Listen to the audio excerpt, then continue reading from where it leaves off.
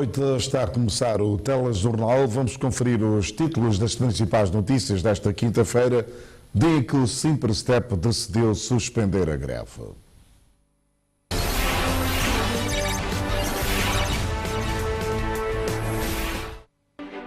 O Centro Hospitalar de São Tomé preocupado com o aumento de despesas com os cuidados de saúde.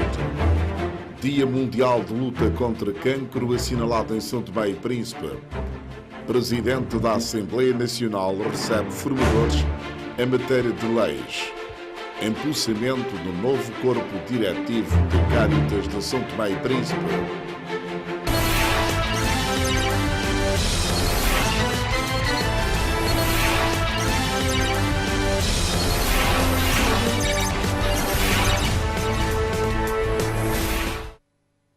Boa noite. O Sindicato dos Professores Educadores de São Tomé e Príncipe e o Governo chegaram a acordo sobre as reivindicações apresentadas pela classe docente, o que culminou com a suspensão da greve que já dura cerca de 10 dias. Já assinamos um memorando com o Governo, o que nos obriga a declarar o levantamento da nossa greve.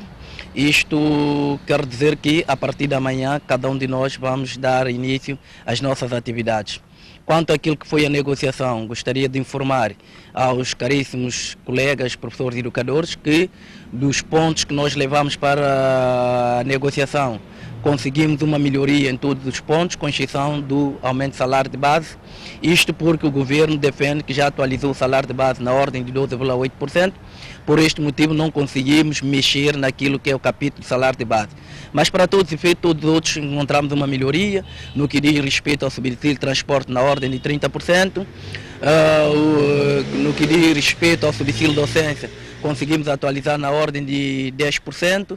Com relação ao desdobramento, conseguimos 50 horas de extraordinária para os professores que trabalham no período da manhã e período de tarde, 10 horas mensais para todos aqueles que trabalham com turma com alunos superior a 40, e também conseguimos o que diz respeito à permanência das educadoras 2 horas extraordinárias por dia, conseguimos 50% de salário de base para as educadoras que vão para pré e pós-parto. 21 deputados poderão vir a perder um mandato na Assembleia Nacional.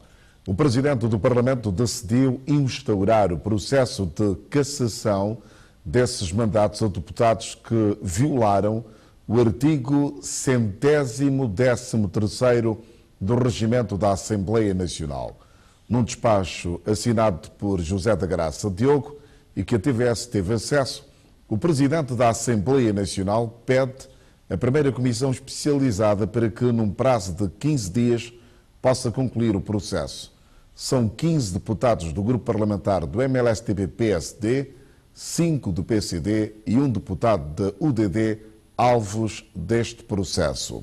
O despacho do Presidente da Assembleia Nacional, datado de 1 de fevereiro corrente, diz que na sessão plenária do dia 29 de janeiro, um grupo de deputados pertencentes aos partidos da oposição presentes na sala e no decurso normal da mesma, por não estarem de acordo com o sentido de um ato eleitoral, decidiu não votar, isto é, não votaram nem contra, nem a favor e muito menos se abstiveram. José da Graça Diogo faz saber no seu despacho que esta atitude os faz incorrer num claro desrespeito perante a Assembleia Nacional, no seu todo, e aos seus pares em particular, sem descurar o Presidente enquanto o primo inter pares, além de ferir gravemente o regimento, o Estatuto dos Deputados e a Constituição da República. No ano passado, cerca de 5.000 mulheres deram a luz na maternidade do Hospital Dr. Aires de Menezes. Este facto, juntamente com o excesso de doentes, com enfermidades diversas e acidentados que ocupam as camas do hospital, estão a preocupar a direção do Centro Hospitalar de São Tomé, que vê-se agora braços com aumento de despesas em medicamentos e consumíveis. Os dados constam de um relatório Balanço das Atividades de 2015, apresentado hoje no hospital aos médicos e enfermeiros pela direção do Centro Hospitalar de Santo Tomé. Continuamos com muitos problemas. Continuamos com um excesso de doentes que vêm de áreas de saúde, porque procuram o hospital, porque se calhar têm mais confiança no hospital, sabem que o hospital tem mais serviços e nesse sentido o hospital merece sempre mais, mas o hospital gasta muito mais também, porque tudo vem cair no hospital. Vários aspectos, desde os, por exemplo, acidentes de moto ou acidentes de viação no sentido geral, que consomem muito, desde gessos, pensos, ligaduras, materiais para pensos, quer dizer, é um gasto excessivo. O elevado número de partos verificado no ano passado também preocupa os serviços hospitalares, que se confrontam com problemas de ruptura do estoque de medicamentos e materiais.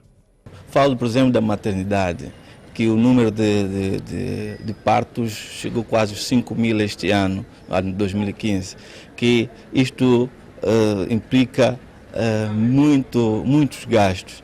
Um exemplo disso patente é que, em termos de refeições que a cozinha fez este ano, subiu em relação ao ano anterior. Quer dizer que temos tido mais doentes, temos tido as enfermarias mais ocupadas, são situações mesmo preocupantes. E, claro, com isto tudo, temos estado a lutar para a gente conseguir ter os consumíveis de uma forma mais duradoura. Nós temos tido sempre ruptura de estoque de medicamentos, de materiais, e isto não é bom para o hospital, não é bom para os doentes, não é bom para os funcionários do hospital que trabalham sempre em stress. É uma preocupação nossa, é uma preocupação certamente do governo, que eu estou esperançoso de que com o tempo a gente consiga fazer coisas melhores para a população. Coisas melhores que já saltam à vista com a introdução de novos serviços, alguns dos quais com o apoio do Serviço de Saúde para Todos. O hospital também ganhou novos serviços, por exemplo, falando da oftalmologia, que agora temos uma médica cooperante cubana, temos, por exemplo, dermatologia, temos também uma médica estrangeira, serviço de oftalmologia também em termos de exames, diagnóstico, melhorou muito na parte de telemedicina, teleoftalmologia, claro, com o apoio do projeto Saúde para Todos. Houve mais exames de gastroenterologia. Nós, embora não tenhamos médicos especializados nessa área, os nossos médicos têm feito um trabalho excelente na gastroenterologia. Houve uma melhor resposta, embora continuamos com deficiência. Introduziu-se novas ações no hospital para ver se melhoramos em termos de prestação. Um dos aspectos que todo o país conhece é que foi instalado um novo elevador no bloco operatório. Em sentido geral, tivemos algumas coisas novas. O Centro Hospitalar de Santo Tomé, confrontado com muitos gastos resultantes de um número cada vez maior de serviços a prestar. O Presidente da Assembleia Nacional recebeu esta quinta-feira os formadores que estão a ministrar um curso aos deputados e técnicos do Parlamento nas áreas de elaboração de leis, fiscalização e controlo. Esta formação, cujo encerramento deverá decorrer esta sexta-feira, foi financiada pelo Instituto Republicano Internacional em parceria com a Embaixada dos Estados Unidos da América. O encontro do Presidente da Assembleia com os formadores dos deputados e técnicos da Casa Parlamentar serviu para fazer o balanço dos trabalhos decorridos. Foi muito bom, foi mais uma discussão sobre estas questões do que propriamente uma formação muito intensa. Isto é ao abrigo um protocolo que existe entre o IRI, International Republican Institute da América, da qual eu também participo em outros países, principalmente aqueles da CPLP. Eles pediram para eu vir cá dar esta formação, e ele também, com a experiência que tem, os americanos, para ser um bocadinho, para ajudarem um bocadinho mais também. Foi uma formação sobre fiscalização das leis da Assembleia que poderá trazer resultados proveitosos para o país. Nós estivemos muito focados também na questão do staff aqui, dos técnicos parlamentares, para que eles possam de facto auxiliar os deputados nas suas funções.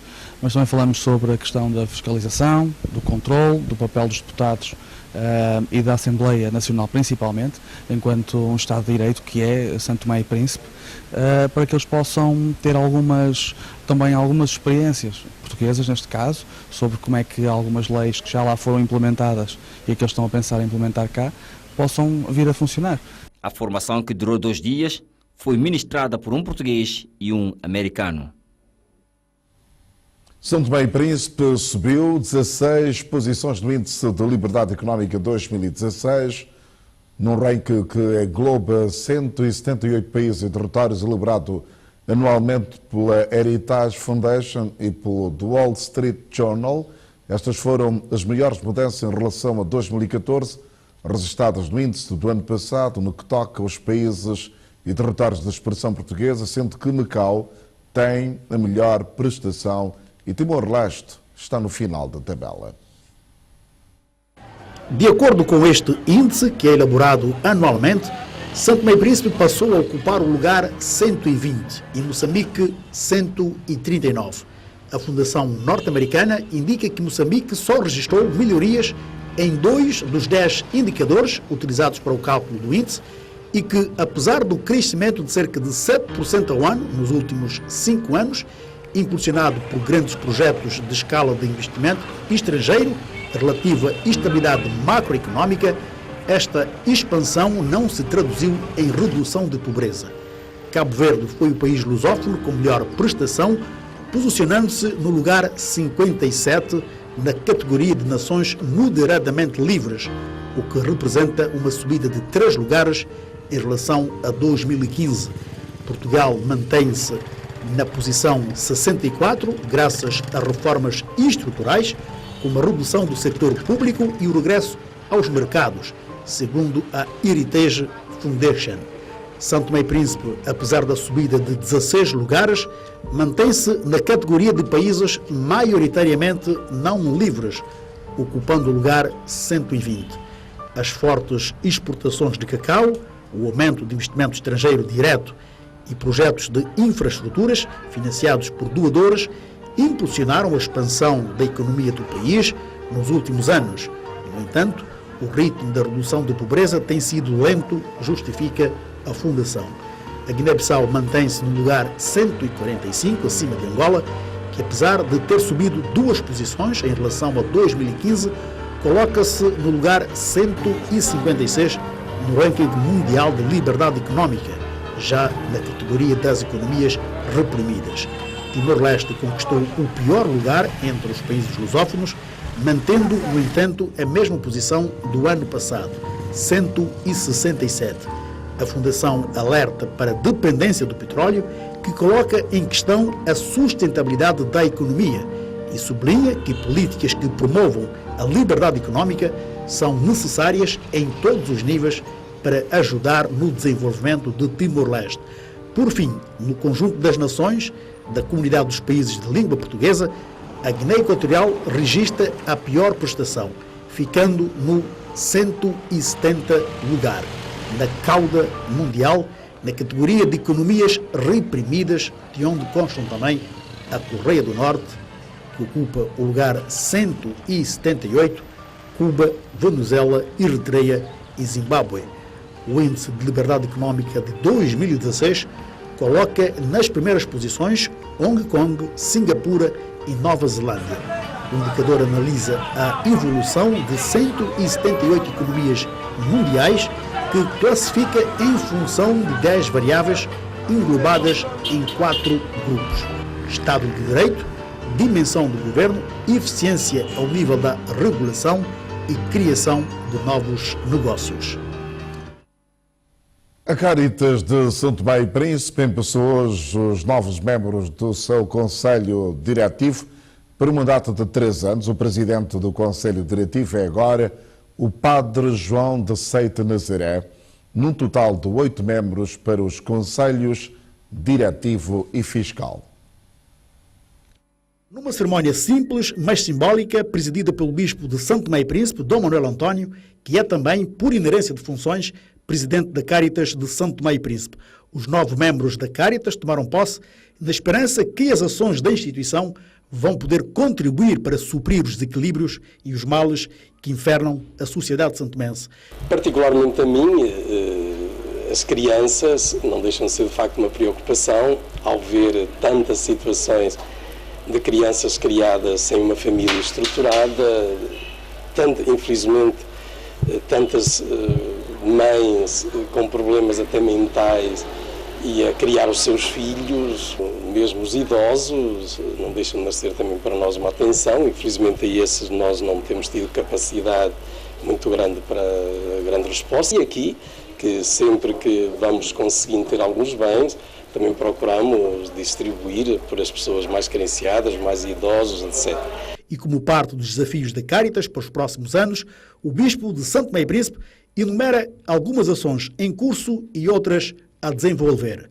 Daí até termos aqui iniciado a Casa dos Pequeninos, que já foi o Sr. Máximo Aguiar que a iniciou, com outras pessoas, de estarmos agora, com a ajuda da Cooperação Portuguesa, a lançar a nova Casa dos Pequeninos em Valongo, e esperamos que seja um equipamento que possa, de facto, melhorar em muito a resposta à situação de tantas crianças em risco que nós vivemos. Eu lancei a ideia do Banco do Leite aqui há uns anos, juntamente com a Frei Ventura, e, portanto, também o apoio que temos recebido de Portugal através desse projeto também tem sido a mais-valia para melhorarmos até a alimentação das nossas crianças na Casa dos Pequeninos. Dom Manuel António aproveitou ainda a ocasião para lançar um repto à sociedade santomense no sentido de dar as mãos a Caritas para que ela consiga apoiar convenientemente os mais carenciados ou a desenvolver um conjunto de boas ações em prol destes. No âmbito de impulsamento dos novos membros, a Caritas de São Tomé e Príncipe aprovou há pouco mais de uma semana os novos estatutos da instituição. Os serviços da Caritas em São Tomé e Príncipe tiveram início nos anos 80, começando a funcionar em pleno a partir de 1981. Na região autónoma do Príncipe, centenas de jovens estudantes de diferentes níveis de ensino e a população em geral marcharam ontem até a Praia Burra para assinalar 3 de fevereiro, Dia dos Heróis da Liberdade.